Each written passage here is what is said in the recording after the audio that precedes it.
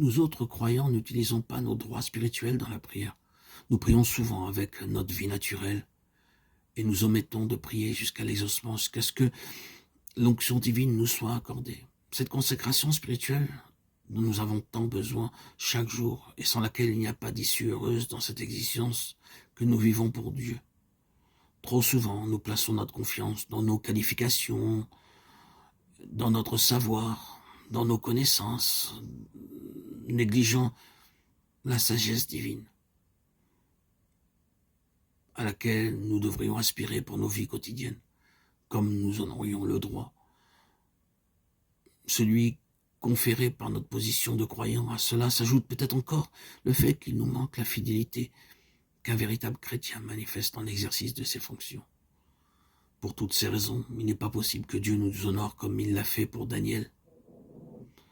Il y a bien des années, alors que je vivais aux États-Unis, j'ai connu une longue période de chômage. Les lettres et les télégrammes que j'expédiais à mon père restaient sans réponse. Depuis longtemps, je cherchais du travail. Lorsqu'un homme me dit « Savez-vous faire la cuisine indienne ? C'est tellement difficile de trouver un bon cuisinier ici. Il y aura une conférence médicale des Indes et nous aurons beaucoup de docteurs pendant 7 jours. Si vous êtes capable de préparer des repas indiens pour eux, je vous paierai. Je sais préparer la nourriture pour quelques personnes, mais jamais je n'ai essayé de faire la cuisine pour un si grand nombre, lui répondis-je. Et lui de répliquer « Eh bien, vous allez essayer. Si vous n'y arrivez pas, on vous renverra. » Je passais donc toute la nuit en prière et le lendemain, j'ai commencé à faire la cuisine. Le Seigneur me montra les quantités des divers ingrédients que je devais utiliser à chaque fois. Après le repas, une dame se présenta à la cuisine et m'aperçut tout vêtu de blanc et coiffé d'un bonnet de la même couleur. C'est la tenue des cuisiniers en Amérique. « Monsieur le cuisinier, dit-elle, j'ai voyagé dans les Indes et séjourné dans de nombreux hôtels là-bas, mais je n'ai jamais mangé une nourriture comme celle-ci. Qui vous a appris à faire la cuisine ? C'est mon Seigneur qui me l'a appris, répliquai-je. Mon travail de cuisinier se poursuivit pendant 10 mois et chaque jour je présentais un nouvel assaisonnement. On me qualifiait de bon cuisinier et personne ne se rendit compte que pour réussir dans mon travail, je faisais appel uniquement à la sagesse que Dieu m'accorda en réponse à ma prière. Ce que j'ai voulu ainsi illustrer, c'est que Dieu accorde la sagesse nécessaire pour accomplir notre tâche quotidienne. Que ce soit pour des cuisiniers, des ingénieurs, des professeurs ou des personnes de toute autre profession, le principe divin reste le même.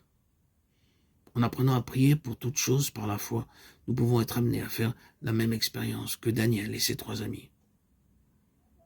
Cependant, Daniel était en butte à la jalousie de ses nouveaux subordonnés. Pour quelle raison serait-il au-dessus de nous, disait-il, dans leur raillerie méprisante. La haine se fit jour dans leur cœur. Ils se mirent à comploter contre lui. Nous aussi ferons l'expérience de la jalousie de ceux qui nous entourent. Si persévérants dans la prière et la fidélité, nous parvenons au succès en obtenant de l'avancement.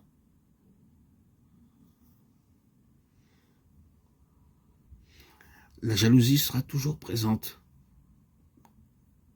Chaque fois qu'un homme ou une femme réussit, la raillerie, le mépris, la haine et la jalousie sont présents.